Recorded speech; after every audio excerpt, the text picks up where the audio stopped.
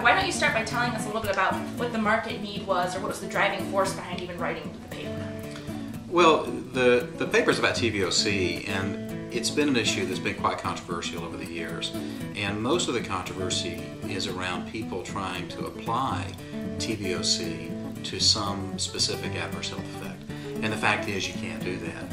However, just because you can't relate TVOC to a specific adverse health effect, what you can do is you can use it in conjunction with individual chemicals to learn more about products. You shouldn't just summarily dismiss it. What's maybe the most exciting or surprising finding from the paper?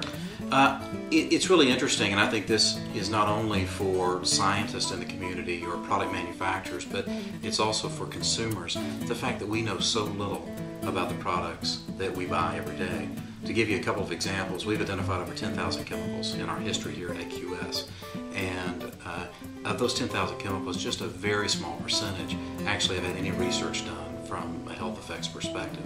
So there is a dearth of information from a toxicology standpoint on the overwhelming majority of what we're exposed to daily. And what's even more interesting is that every month we add 20 to 40 new chemicals that we've never seen before in our databases. So that tells us also that not only do we lack health effects information, and science is having a hard time catching up with industry and the production of new products, but at the same time we're adding more and more chemicals to our library of needs when we start talking about what we need to evaluate from an adverse health perspective. So that's the most interesting thing, I think. So this paper is really talking to product manufacturers and the science community. Yeah, that's right, and I think it's just a paper that tries to dispel some myths about the misapplication of TVOC.